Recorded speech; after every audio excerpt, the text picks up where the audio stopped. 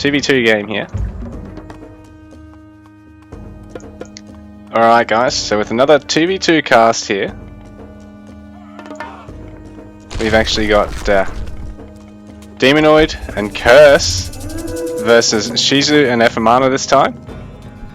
Bit of a jumbling up of the civs and the teams. So Curse on an Egyptian god, Shizu on a Greek, Efamana on a Norse, and Demonoid on an Atlantean. So just what we want to see, a player on each different major civ.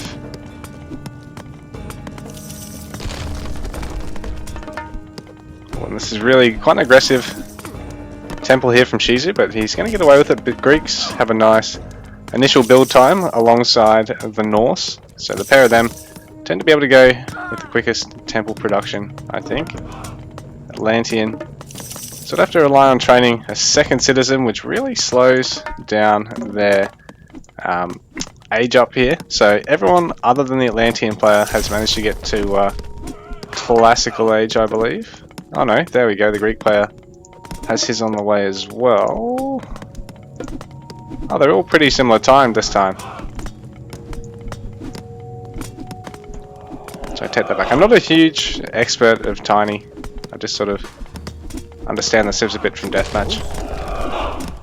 It's a really nice wall off our players have got here. Everyone's just mealing one another's shit down.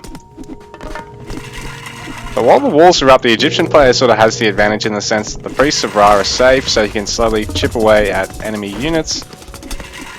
Curse revealing all, while who used the deconstruct?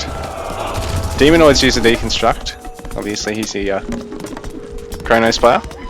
So the wall goes down, a big push now, and the Greek player is the one without really anything here to defend at the moment. I mean, the Norse player got the most units, but the Atlantean player with the Hero Oracle push, and there is a Priest push as well. So these guys aren't quite as good at fights, quite like a Ulfsar Herseer composition.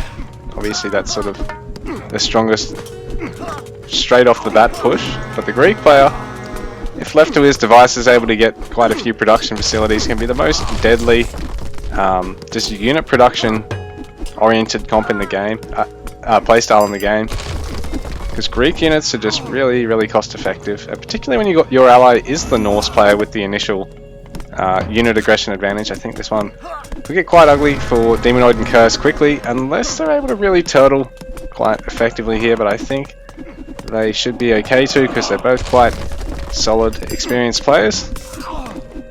But this is tough, because that barracks isn't going to go down anytime soon, so Curse isn't going to be able to wall himself in. And Demonoid as well, not going to be able to sort of hold everything off. So there's units pouring in now from Efamana, and Shizu's really managed to stabilize with the Greek production, so he's also really able to contribute and push with his teammate, adding some Hippocons and some of his Greek heroes. His armory now as well, so getting his armory upgrades, and he's going to go to Heroic, and Greek Heroic is just really hard for any of the other civs to try and take fights into, unless, say, the Egyptian player is lucky enough to get onto mostly mid-goal units.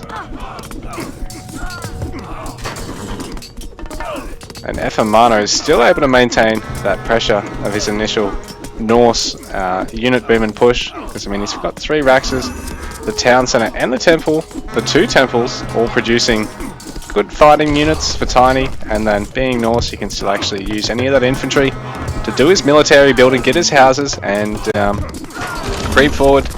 GG, well played. Our topside team wins this one.